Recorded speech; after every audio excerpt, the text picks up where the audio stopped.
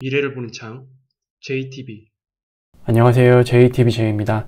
내일 새벽 3월 FOMC가 진행됩니다. 그래서 오늘 간단하게 프리뷰 시간을 갖도록 하겠고요. 그리고 내일 내용이 나오게 되면 정리를 해서 리뷰 시간을 다시 갖도록 하겠습니다. 먼저 지금 BOJ에서 마이너스 금리와 YCC 정책을 종료시켰습니다. 일단 이 부분에 대해서 잘 이해를 할 필요가 있는데요. 제가 멤버십 분들한테도 금요일에 한번 말씀을 드렸을 거예요. BOJ가 마이너스 금리를 철폐를 하고 금리를 인상을 하면 이거 위험한 거 아니냐. 그래서 이제 엔캐리 자금이 다 일본으로 다시 들어가기 위해서 자산 매각 이런 것들이 시장에 어떤 안 좋은 그런 흐름을 만들어내는 게 아니냐, 이런 질문이 있었거든요. 그래서 그거에 대해서 제가 답변을 해드렸습니다. 일단 일본 관점에서 보면은 지금 수년 만에 2%대 인플레이션이 찾아왔거든요. 이거 만들기 위해서 정말로 많이 노력했었잖아요. 그런데 그렇게 어려웠던 2%대 이 물가, 이게 이번에 달성이 됐어요. 그래서 이거를 지키기 위한 정책으로 넘어갈 가능성이 큽니다. 지킨다는 얘기는 여기서 공격적으로 금리 인상하는 거는 이제 불가능에 가깝다라고 보시면 됩니다. 이렇게 어렵게 살려둔 2%대 이 인플레이션, 이걸 다시 죽이겠어요? 그건 아니죠. 그래서 이제 2%대 인플레이션으로 돌아왔으니까 이거는 그러면 비정상적이잖아요. 이거는 이제 2%대 인플레이션이 달성되지 않았을 때 2%대 인플레이션을 만들기 전까지만 있었던 정책이라고 보시면 될 것 같고, 이제는 이 영역대로 올라왔기 때문에 이거를 굳이 할 필요가 없는 거예요. 그래서 이거를 그냥 종료를 하는 개념입니다. 그래서 다시 사실상 거의 제로에 가까운 제로 베이스 금리로 일단 올려놨고요. 여기서도 정부 입장에서는 어쨌든 지금 분위기를 이어나가야 되는 상황이잖아요.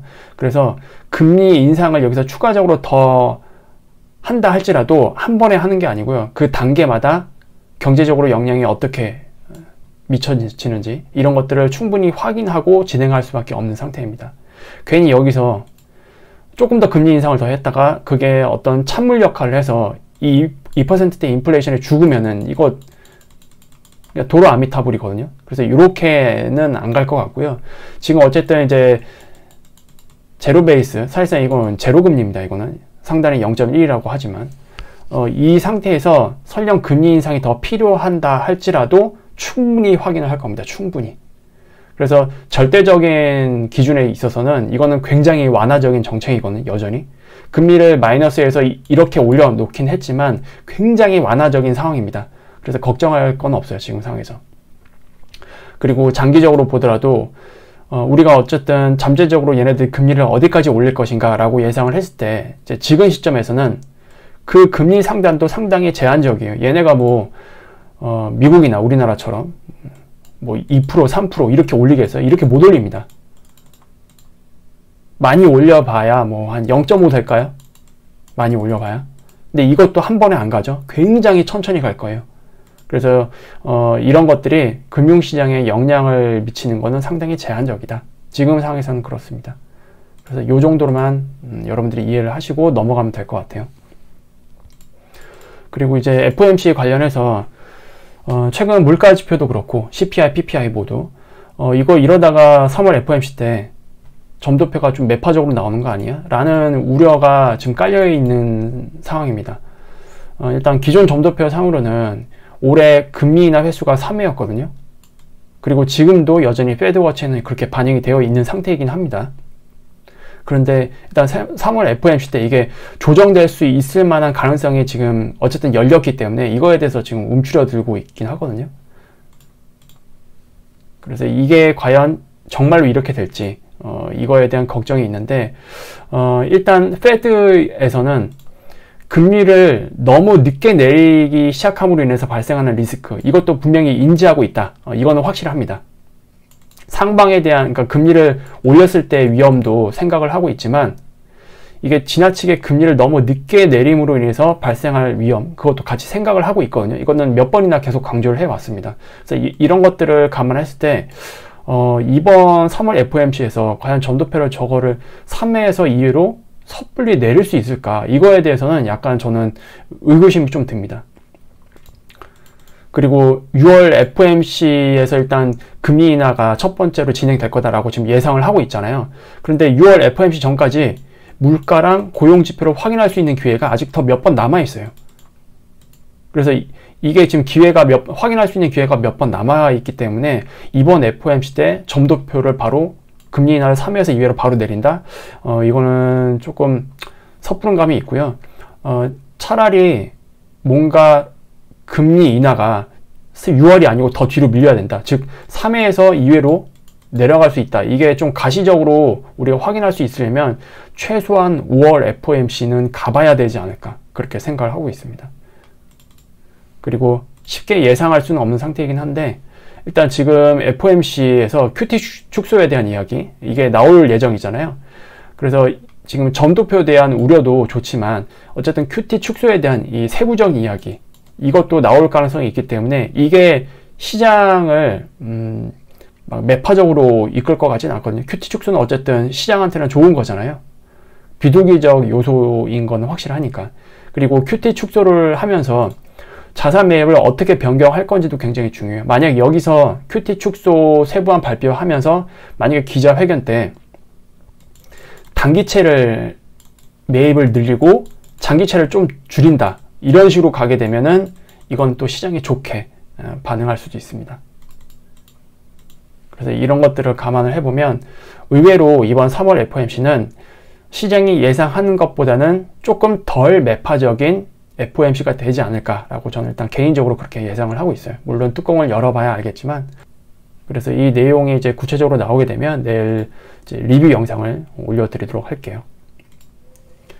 그리고 어쨌든 지금 시장 분위기를 다시 살려준 거는 AI입니다. 지금 AI 사이클이죠.